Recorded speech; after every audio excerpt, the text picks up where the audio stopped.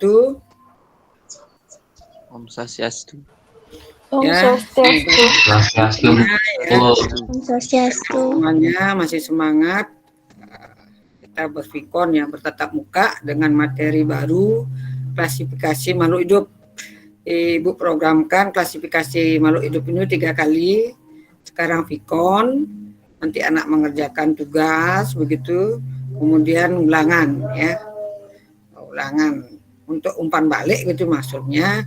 Jangan takut anak kalau ulangan ya nak ya. Ibu sudah berusaha membuat supaya bisa dibuat oleh anak-anak yang tidak memiliki akun belajar. Sudah dibuat, tapi ada beberapa anak juga minta akses katanya izin Bu. Nah, ini kenalannya di mana, tidak nyambungnya begitu ya. Nanti tolong begitu anak lebih ini pada teman-temannya yang bisa masuk gitu ya. Apakah dengan mencantumkan akun ID belajarnya itu yang penting ya. Bagaimana caranya begitu ya. Nah, mari kita mulai pelajaran ini dengan menundukkan kepala sejenak, berdoa supaya kita diberikan keselamatan, sehat, belajar dengan baik ya. Berdoa mulai. Berdoa selesai. Nah, anak masih ingat anak dengan pelajaran yang kemarin yaitu mengenai ke hati ya, keanekaragaman hayati. Ya, dengan beraneka-ragaman makhluk hidup itu begitu ya, yang banyaknya luar biasa, hewan, tumbuhan, jasradrenik. Nah, kita tentunya ingin mempelajari supaya lebih mudah begitu ya. Lebih mudah bagaimana caranya? Ya, maka sekarang ada cabang biologi yang khusus mempelajari pengelompokan makhluk hidup yaitu taksonomi. Jadi bagaimana caranya biar mudah mempelajari? Ya, di SMP di kelas 7 anak sudah dapatkan materi ini ya. Materi ini sudah anak dapatkan ya. Bu rasa sekarang anak mengingat-ingat kembali apa yang anak dapatkan di SMP gitu diingat. Kemudian ditambahi pengetahuannya sekarang diperdalam dengan tugas-tugas begitu dengan latihan-latihan sehingga anak memiliki pengetahuan mengenai klasifikasi makhluk hidup ya. Nah, berikutnya ini nama Ibu Lomadi Swastika Rani, NIP sudah SMA 1 Sumarapura ya. Berikutnya slide selanjutnya ya.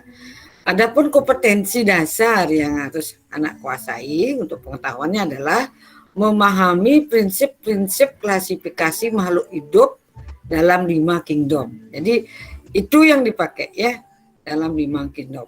Yang dipakai 5 kingdom. Ada Bu yang 6 kingdom, 2, 3 boleh. Itu sebagai pengetahuan kalian kan gitu ya. Baik, lanjut berikutnya indikator pencapaian kompetensi. Jadi bagaimana kompetensi itu dicapai begitu melalui indikatornya.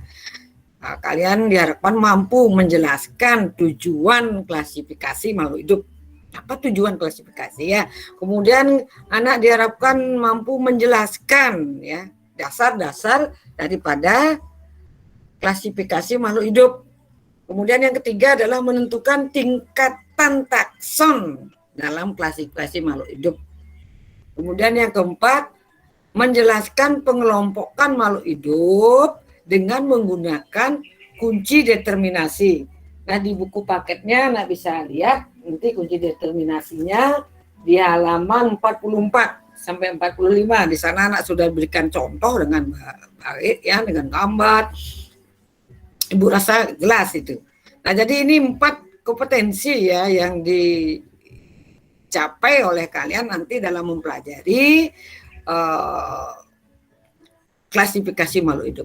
Baik, berikutnya. Nah, coba anak perhatikan tanaman berikut. Tanaman apakah ini? Ada yang tahu? Ada yang tahu tanamannya? Kalau anak search di Google ya, cari di webnya, di Google ini ada nih. Ini namanya tanaman lemato. Apa itu Bu? Tanaman lemato. Nah, gitu ya. Jadi tanaman perpaduan dari hibrid ya. Dari lemon dan tomat. Nah, itu ya, lemato gitu ya. Nanti carilah ya di Google ya, lemato. Kemudian berikutnya, ya ini tanaman apa ya? Nah, buah apa ini gitu ya? Ini adalah buah. Nah ini ya, ini buahnya lemato. Yang ini ya jerpaya ya, jeruk dan pepaya. Gitu. Yang ini jerpaya, jeruk, pepaya. Yang ini lemato ya, lemon dan tomat. Jadi dagingnya tomat, luarnya lemon begitu. Nah jadi begitu keanekaragaman hayatinya ya, anak ada akan pelajari ya, sehingga anak tertarik untuk mempelajarinya begitu. Nah ini ada pertanyaan dari dua gambar tersebut yang Bu berikan, apa nama tanaman tersebut? Tentunya anak akan bertanya ya. Kemudian apa dasar yang digunakan untuk mengelompokkan tanaman tersebut gitu ya. Nah, dalam sistem klasifikasi termasuk tingkatan takson apa itu. Nah, itu. Jadi begitu anak mengamati keanekaragaman hayati, anak akan memiliki pertanyaan seperti ini. Ya, apa nama tanaman tersebut ya, apa dasar yang digunakan untuk mengklasifikasikan tanaman tersebut, dan dalam sistem klasifikasi tanaman tersebut tingkatan takson apa begitu ya. Nah itu selalu ada dalam pikiran anak. Sekarang pengertian klasifikasi. Nah apa itu klasifikasi? Klasifikasi adalah pengelompokan makhluk hidup berdasarkan persamaan ciri. Jadi ciri, ya, cara hidup, tempat hidup, daerah penyebaran, dan kekerabatannya. Jadi adalah pengelompokan ya. Seperti kalian sekarang di kelas 10, dikelas-kelaskan gitu ya, dikelompok-kelompokkan begitu ya. Supaya apa? Mempermudah mencari namanya begitu ya. Nama siapa yang dicari gitu ya, supaya tidak tertukar. Dari 300 sekian dicari satu orang, misalnya orang tuanya mencari anak saya ini namanya Dipa gitu misalnya ya, terus mencari-cari oh kelas berapa, oh ternyata kelas 10 MIPA 2 gitu misalnya ya. Baik, berikutnya tujuan klasifikasi. Apa tujuannya, mengapa kok diklasifikasikan? Iya, yang pertama mendeskripsikan ciri-ciri makhluk hidup untuk membedakan tiap-tiap jenis makhluk hidup agar mudah dikenal. Oh ini namanya kucing, oh ini namanya bebek. Kok tahu namanya kucing bebek? Oh ada ciri-cirinya, gitu jelaskan ciri-cirinya. Berikutnya, untuk mengelompokkan makhluk hidup berdasarkan persamaan ciri. Jadi yang tadi menguraikan, sekarang mengelompokkan. Oh kalau ciri-cirinya begini, berbulu, kakinya 4 gitu kakinya 2 begitu, bisa terbang, apakah itu? Oh ayam gitu misalnya ya. Itu mengelompokkan persamaan cirinya. Nah, sekarang mengetahui hubungan kekerabatan antar makhluk hidup ya. Semakin banyak persamaan cirinya, semakin dekat kekerabatannya, maka tingkatan dalam takson itu paling bawah ya. Jadi jumlahnya paling sedikit karena spesifik lah.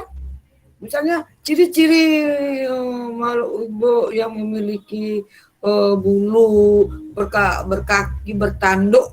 Nah, hanya itu saja yang masuk ke yang spesifik, begitu saja masuk di kelompoknya itu. Jumlahnya sedikit dibandingkan hewan begitu ya. Memiliki apa namanya alat gerak gitu misalnya, sayap gitu kan lebih banyak lagi alat gerak sayap. Yo ada bebek, ada itik, ada burung penguin gitu misalnya ya, kan lebih banyak itu anggotanya. Nah, jadi mengetahui hubungan kekerabatan. Kemudian tujuan berikutnya mempelajari evolusi perubahan secara perlahan-lahan ya atas dasar kekerabatannya. Jadi itu tujuan klasifikasi ya, mendeskripsikan, mengelompokkan, mengetahui hubungan kekerabatan, dan mempelajari evolusi. Ya. Berikutnya, apa manfaat dari klasifikasi? Nah, ya, untuk mempermudah dalam mempelajari organisme yang beraneka ragam. Ya, mempermudah kan tujuannya itu ya. Untuk mudahnya belajar bagaimana, Bu? Ya pelajari biologi sedikit demi sedikit, jangan belajar keroyokan. Mau ulangan baru belajar bingung. Nah, latih dengan membuat peta konsep, dengan membuat rangkuman, begitu sedikit-sedikit aja, lama-lama kan jadi bukit, gitu ya. Jadi mempermudah mempelajari organisme yang beraneka ragam, itu manfaat pertama ya, mempermudah. Yang kedua adalah untuk melihat hubungan kekerabatan antar makhluk hidup yang satu dengan yang lain, gitu ya. Seberapa sekerabatnya, begitu ya, makhluk hidup itu, gitu misalnya ya. Misalnya harimau dengan kucing gitu. Seberapa dekat kerabatannya itu, sampai tingkat mana gitu ya, dari takson-taksonnya itu ya, dari tingkatan itu ya. Jadi dalam kehati anak mempelajari tingkat keanekaragaman. Dalam klasifikasi anak akan mengenal tingkat klasifikasi, tingkat taksonnya itu, begitu ya, ada tingkatannya juga. Jadi itu manfaatnya nak ya, untuk mempermudah dalam mempelajari, untuk melihat hubungan kekerabatan antar makhluk hidup yang satu dengan yang lain. Berikutnya, apa dipakai dasar dalam klasifikasi ya. Jadi dasar-dasar klasifikasi ya. Nah, berdasarkan persamaan. Ya, jadi itu yang dipakai. Kemudian berdasarkan perbedaan juga. Ada persamaan, ada perbedaan. Ya. Anak buat dalam bentuk kolom ini persamaan apa, perbedaannya apa, berdasarkan manfaatnya. Kemudian berdasarkan ciri morfologi, jadi bentuk luar yang bisa dilihat morfologi dan anatomi, jadi organ-organ di dalam tubuh makhluk hidup tersebut. Kemudian berdasarkan ciri biokimianya, nah, bagaimana susunan ADN-nya, begitu ya, bagaimana susunan proteinnya, begitu, itu dipakai sebagai dasar membuat pengelompokan ya. Berikutnya ada bermacam-macam sistem klasifikasi. Yang pertama adalah sistem klasifikasi alami. Jadi sistem klasifikasi alami ya. Jadi sistem klasifikasi alami ini pengelompokan pada sistem ini berdasarkan karakter-karakter alamiah, alami atau natural ya, yang mudah kalian amati berdasarkan karakter morfologinya, jadi di luar tubuh makhluk hidup itu. Nah, sistem klasifikasi alami ini dipelopori oleh Carolus Linnaeus ya, bapaknya klasifikasi ya nak ya. Carolus Linnaeus, nama aslinya Carl von Linné gitu ya. Dia adalah yang pertama kali meletakkan dasar-dasar klasifikasi, termasuk sistem tata nama binomial nomenklatur. Binomial nomenklatur. Pemberian nama dengan dua suku kata gitu ya. Kata pertama menunjukkan genus, kata kedua menunjukkan spesifiknya begitu ya. Kemudian pada sistem alami, klasifikasi tumbuhan biasanya didasarkan pada morfologi dari alat perkembangbiakannya atau reproduksinya, dalam kurung bunga, termasuk tipe bijinya, morfologi akar, batang, dan daun. Itu yang dipakai pada klasifikasi alami. Jadi reproduksinya bagaimana, bijinya bagaimana, apakah berbiji terbuka atau tertutup, morfologi akarnya, apakah akarnya serabut atau tunggang, kemudian batangnya apakah memiliki kambium atau tidak, nah daunnya apakah daunnya sejajar, melengkung, ya begitu ya. Nah itu dipakai dasar. Sedangkan pada hewan biasanya diklasifikasikan berdasarkan jumlah sel, keberadaan tulang punggung, vertebrenya ya, vertebratanya, kemudian saluran pencernaan, sistem rangka, apakah endoskeleton atau exoskeleton, berangka luar atau berangka dalam, dan lain-lainnya. Nah, jadi itu klasifikasi alami. Berikutnya klasifikasi sistem buatan. Nah, siapa yang membuat begitu? Ya tentunya manusia kan begitu, untuk apa? Untuk kepentingan kan begitu. Jadi manusia membuat pengelompokan secara buatan gitu ya, atau istilahnya artifisial gitu ya. Sistem klasifikasi buatan ini merupakan suatu cara pengelompokan berdasarkan karakter yang ditunjukkan ya, dihubungkan dengan kepentingan manusia. Misalnya pada tumbuhan berdasarkan umur, maka ada tumbuhan yang berumur setahun gitu, semusim, seperti jagung gitu ya, misalnya ya, cabai, tomat, bunga matahari gitu ya. Kemudian ada tumbuhan yang tahunan gitu ya, pohon jati gitu ya, mangga, apokat, jambu air itu tahunan itu. Kemudian berdasarkan kegunaannya begitu ya.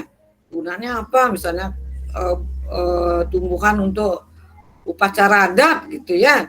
Apa misalnya cendana gitu misalnya ya. Kegunaan apa? Untuk bahan sandang, pangan, papan gitu ya. Berdasarkan tanaman pangan gitu misalnya ya, padi, singkong, ketela, kentang kan gitu. Untuk obat-obatan, kegunaan obat-obatan apa misalnya binahong, kalau anak di Bali ada kayu manis begitu ya, mahkota dewa, sirih, ini perlu sekali sirih ya anak ya. Kemudian dap-dap juga ya, daun kayu sakti itu ya, penting kalau di Bali. Kepala panas betul, anak cepat pakai itu untuk ya jaga secara tradisional, itu untuk obat. Kemudian untuk tanaman perkebunan seperti mahoni, gaharu dan lain sebagainya, itu menurut kegunaannya ya. Kemudian berikutnya menurut habitatnya, jadi dikenal tumbuhan xeropit, tumbuhan yang dapat bertahan di daerah kering seperti kaktus ya, habitatnya. Kemudian ada tumbuhan hidropit ya, seperti kangkung ya, teratai dan lain-lainnya. Ini yang perlu air banyak. Kemudian kegunaan untuk gizi utama ya, karbohidrat, singkong, ini sumber protein, kacang-kacangan ya, kedelai, kacang hijau. Sumber lemak apa? Kelapa, sawit, kemiri dan wijen. Jadi melalui pengelompokan secara buatan ini akan memudahkan kita untuk mengenal, sehingga akhirnya dapat dimanfaatkan untuk kebutuhan manusia. Kemudian sistem yang ketiga adalah sistem filogenik, klasifikasi filogenik ya. Filogenik. Ya, sistem klasifikasi filogenik ini merupakan suatu cara pengelompokan organisme berdasarkan garis evolusi. Ya, apa tuh evolusi? Nah ya, nanti anak akan dapat pelajaran di kelas 12 ini ya. Itu proses perubahan perlahan-lahan ya, kurun waktu yang sangat lama gitu ya. Ini biasanya ditunjukkan dengan mempelajari fosil-fosil, itu evolusi ya. Atau sifat perkembangan genetik organisme sejak sel pertama hingga menjadi bentuk organisme dewasa. Jadi pengelompokan filogenik ini adalah pengelompokan berdasarkan garis evolusi, kemudian sifat perkembangan genetik dari sel begitu menjadi bentuk dewasa. Nah, sistem klasifikasi ini sangat dipengaruhi oleh perkembangan teori evolusi ya. Jadi terkadang ada organisme secara morfologinya berbeda, namun ternyata memiliki karakter genetik yang dekat kekerabatannya. Nah, dalam sistem klasifikasi filogeni ini ya nak ya, nanti dalam klasifikasi makhluk hidup anak akan diberikan sesuai dengan tuntutan kompetensinya ya. Anak akan praktis menerapkan, mempelajari mengenai pembuatan kladogram. Klad ya, hubungan kekerabatan antara satu organisme dengan organisme yang lainnya. Nanti itu ya.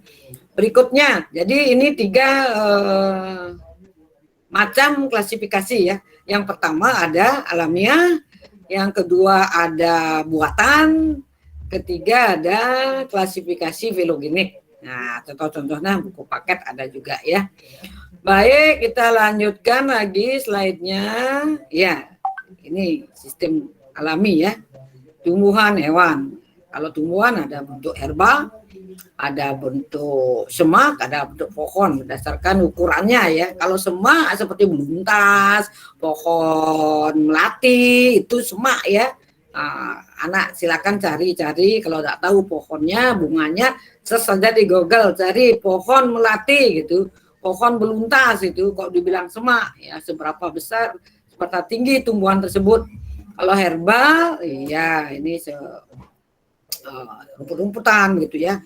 Kemudian pohon ya ini cenderung berkayu besar ya. Berikutnya sistem buatan, contohnya ini ya nomenklatur itu 2 kata. Kemudian filogenetik, ini bapaknya evolusi ya, Charles Robert Darwin ya, kerabatannya. Kemudian perkembangan klasifikasi filogenetik,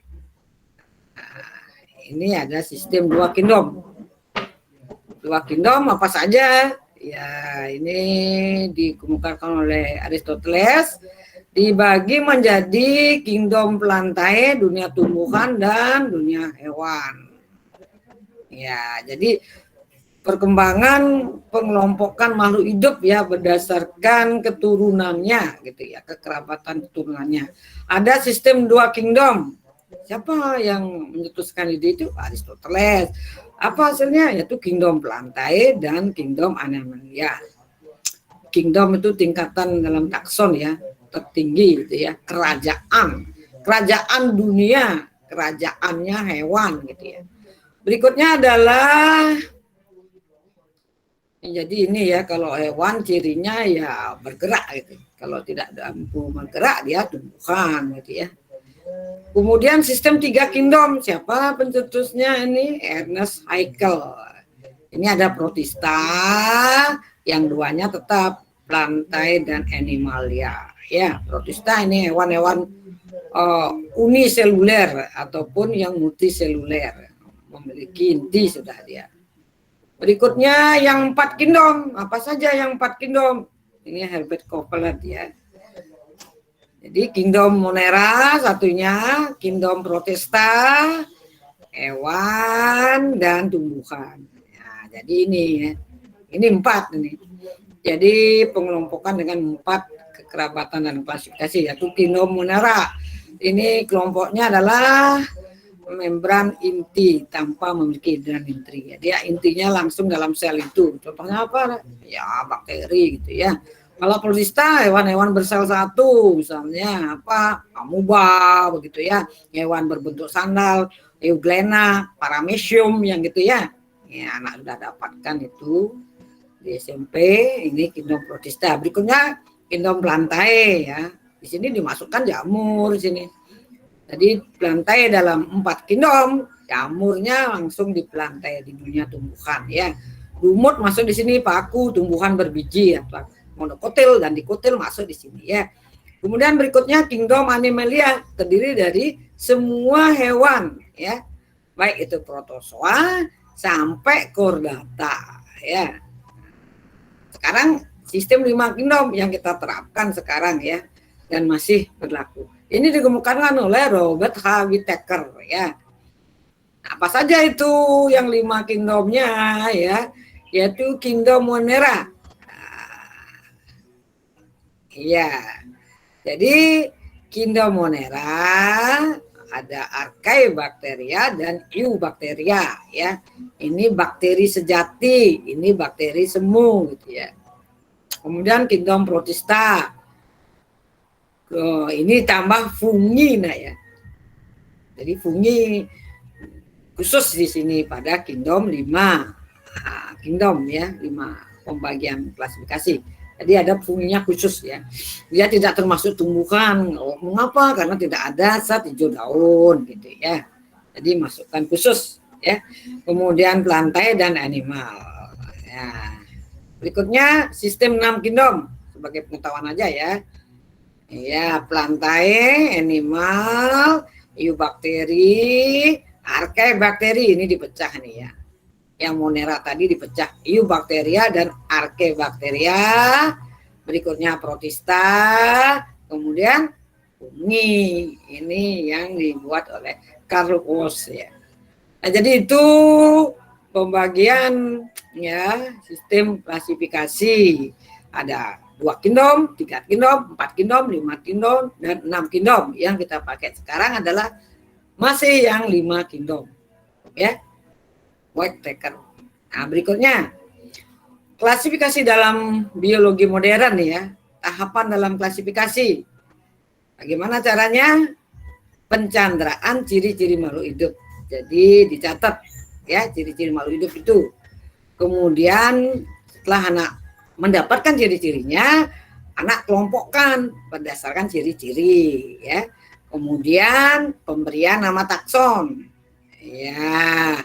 Jadi ini takson dalam klasifikasi, tingkatan-tingkatan dalam klasifikasi. Di buku paket nanti anak cari. Ada takson, contohnya takson di sana ya. Ya, nama dari di halaman 43 nak ya. Di sana ada tata nama spesies. Ya. Anak diberikan contoh jagung di sana ya, si mais, tanaman jagung. Ya, kata pertama menunjukkan genus atau marga. Lihat halaman bukunya 43 ya. Kata kedua menunjukkan spesiesnya, spesifiknya. Ya itu. Nanti anak cari satu contoh, misalnya pembuatan nama yang gampang aja ya. Padi, gitu, Orisa Sativa. Bagaimana taksonominya, ya, tingkatan-tingkatannya, spesiesnya apa, genusnya apa, familinya apa, ordonya apa, kelasnya. Kalau tumbuhan pakai divisio nak ya. Kalau hewan pakai pilum. Jadi tingkatan tertinggi klasifikasi tumbuhan anak pakai divisio. Ya. Kalau hewan anak pakai pilum. Ya. Nah, ini perlu latihan ini. Bagaimana tahu caranya? Ya dilatih ya. Buat satu contoh. Anak apa yang disenangi, hewan atau tumbuhan. Kalau sudah hewan, anak pakai pilum tingkatan tertingginya. Kalau anak pakai tumbuhan, pakai divisionya ya. Nah, ini urutan takson dalam klasifikasi ya. Jadi mulai dari yang terbesar, yang paling banyak jumlahnya, kekerabatannya kurang dia, persamaan cirinya kurang gitu ya. Tapi jumlah makhluk hidupnya besar, kingdom dia. Kemudian berikutnya adalah filum, divisio. Ya, divisio apakah dia gitu ya, di sini tulis divisionya ya. Berikutnya kelasnya apa? Misalnya kelas mamalia gitu ya. Ordonya apa? Primata. Familinya apa? Filidinae gitu ya. Genusnya apa? Filis gitu misalnya. Nah, untuk macam ya, Filis domestika gitu misalnya. Ini nama jenisnya ada. Baik, berikutnya kita lanjut ke kunci determinasi nak ya. Sebagai keterampilan anak ini, kunci determinasi, lihat halaman 44, adalah cara atau langkah untuk mengenali organisme dan mengelompokkannya pada takson makhluk hidup. Nah, untuk kunci determinasi dipakai kunci dikotomi. Apa kunci dikotomi? Di dua ya, dua yang berbeda, pernyataan, dua buah pernyataan yang berbeda. Jika A menjelaskan, B-nya tidak, gitu ya. Jadi dikotomi dia. Berisi deskripsi ciri-ciri organisme yang disajikan dengan karakter berlawanan. Nah itu jadi ya, satu dengan lain selalu gitu ya. Satu A, satu B, gitu ya. Anak lihat di bukunya ya, atau di sini ibu kerjakan kecil ya di sini ya. Ini contoh saja ya. Ini kunci dikotomi dalam kunci determinasi nak ya. Halaman bukunya perhatikan 44 kalau tidak terbaca ya di slide ibu. 1A, tidak mempunyai akar, batang dan daun gitu misalnya ya. Diisi titik-titik. Di sini terakhirnya ada angka 3. Apa artinya? Determinan kan dia ketiga gitu ya nak ya. Ya angka 3 yang mana? Oh ini angka 3 begitu ya. Jadi 1A, misalnya anak pilih nomor 1A, tidak mempunyai akar, batang, dan daun. Lanjut ke 3. Di 3 anak perhatikan dari tumbuhan itu, ukuran tubuhnya mikroskopis gitu misalnya ya. Nah, anak tuliskan 6 sama 3A. Jadi satunya anak pilih 1A, tulis itu. Kemudian koma, tulis sekarang 3A. 3A, kuncinya aja tulis, uraiannya jangan ditulis ya. 3A, anak sudah tahu ukuran tubuh mikroskopis dari tumbuhan tersebut. Titik-titik, lanjutkan ke 6 gitu artinya ya, lanjutkan ke nomor 6 ini. Kemudian diterminalkan dia ke 6. Nah, jika anak milih 6A, maka anak dapatkan tumbuhan alga gitu ya. Apa ciri-cirinya tumbuhan alga itu? 1A tidak punya akar, batang, daun, kemudian 3A ukuran tubuh mikroskopis, kemudian 6A warna hijau, biru, kehijauan atau abu-abu hijau. Jadi kunci determinasi alga titik 2 1A 3A 6A. Jelas ya? Jelas? Begitu caranya mempergunakan kunci determinasi ini. Ya. Nah, contoh lainnya lagi yaitu gimnospermenya ya. Jika kita pilih 1B ya, jika kita memilih kunci dikotomi 1B, punya akar, batang, daun. Nah, lanjut ke nomor 2. Anak pilih nomor 2 dari tumbuhan yang anak amati, akar tunggal atau akar serabut gitu ya. Anak pilih akar tunggal gitu misalnya ya. Akar tunggal jadi 2A dia. Lanjut ke nomor 4. Bentuk bentuk daun menyerupai pita atau tidak menyerupai pita. Anak tulis misalnya menyerupai pita. Nah, lanjut ke nomor 7. Ini nomor 7. Kemudian anak pilih yang nomor 7. Tulang daun sejajar atau tulang daun menyirip menjari. Oh, anak pilih misalnya 7A. Lanjut ke 8. 8 anak tulis misalnya anak pilih tidak berbunga. Tidak anak melihat bunga pada tumbuhan tersebut. Lanjut ke 10 ya. Ke 10 daunnya kecil dan kaku seperti jarum gitu misalnya anak pilih 10A. Ketemu kemudian nama tumbuhannya. Jadi nama tumbuhan yang anak temukan adalah gimnosperme. Dengan kunci determinasinya, kunci dikotominya sebagai berikut. Anak pilih tadi 1B ya, ini 1B. Kemudian 2 anak pilih 2A, anak pilih. Dah. Kemudian anak pilih 4A anak pilih. Gitu. Kemudian angka 7-nya, ini 7. Iya, anak pilih 7-nya adalah 7A. Yang ini ya, 7A. Kemudian lanjut ke 8. Anak milih tidak berbunga, 8B ya. Kemudian anak pilih 10A. Ya, ketemulah ya, gimnospermae. Demikianlah cara memanfaatkan kunci determinasi dengan menggunakan kunci dikotomi. Ya, 2 pernyataan yang berlawanan. Ya, ini contohnya tumbuhan. Untuk contohnya hewan, Bu, ya silakan anak cari. Ada di buku paket koper coklat ya, yang koper hijau tumbuhan. Di sana dibuatkan lagi dalam bentuk skema ya, berisi gambar daun begitu ya. Itu lebih jelas lagi ya. Nanti untuk melatih ini anak bisa latih di halaman 45 mari bereksplorasi. Silakan nak latih sendiri di rumah ya. Apa yang masuk dengan kunci dan masih, buatlah format laporan tujuannya, itu silakan dibuat sendiri, tidak usah dikumpulkan ya. Jadi itu sementara yang Ibu sampaikan ya. Sekarang kita akan berkuisis Ria ya.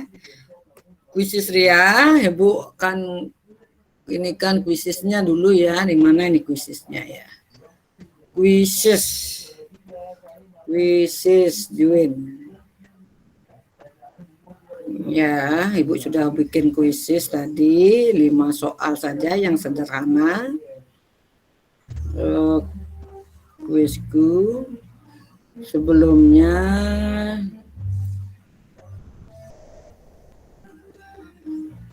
tolong di gini ya nak ya, di screenshot ya barang beberapa foto ya. Nanti taruh di gininya ya, di apa namanya, di WA grupnya ya nak ya, bantu itu ya, di WA grup nanti dikumpulkan ya.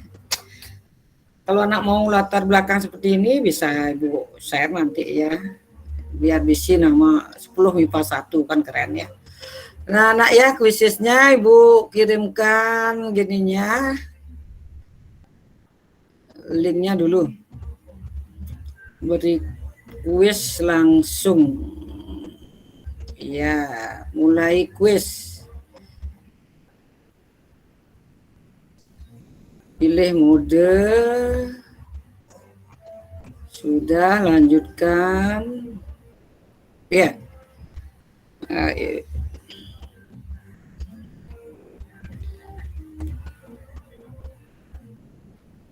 Ya, lihat di WA-nya nak ya.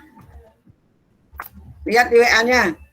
Join my quizzes.com itu di web ya. Masukkan kode 189846. Sudah? Masuk di join quiz.com dulu. Join my quiz.com. Masukkan kode gamenya 189846. Silakan kerjakan 5 kuis saja, makin cepat makin bagus. Screenshot hasilnya ya. Kirim di link yang Ibu tautkan di Google Classroom-nya ya. Linknya, link mendaftarnya, link modul.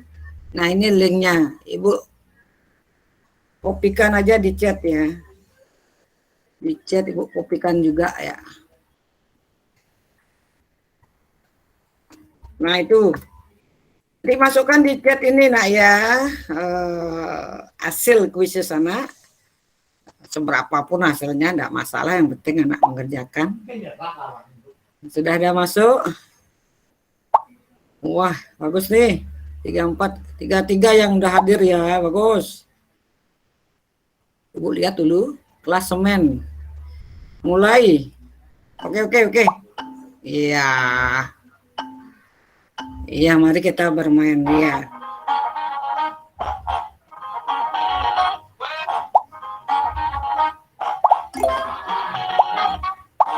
Teresiana nomor 36. Wah, nomor 1 dia.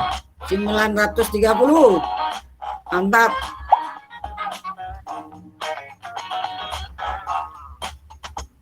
Teresiana, mana Teresiana ya? Coba mukanya anak Teresiana mana ya? Oh, Ibu belum keluarkan screenshot ya.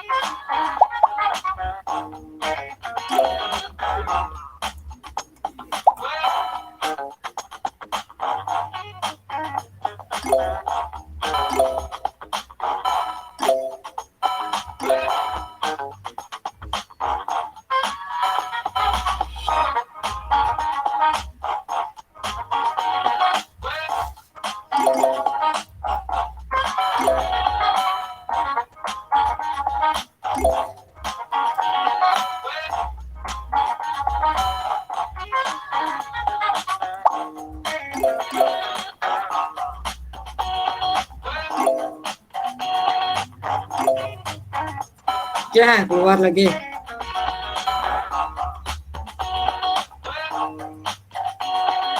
Rian ya, peringkat 1 sekarang Rian. Peringkat 2-nya Dewa Yulestari. Cynthia 3, Ada Suari, Ida Wulandari.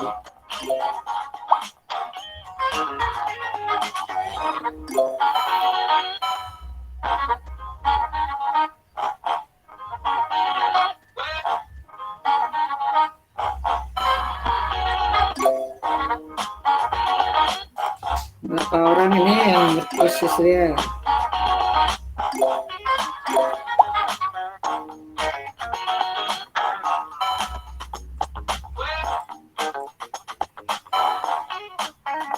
Ya, jam 11 akan gua akhiri ya, ingat waktu. Lagi 5 menit ya. 57%.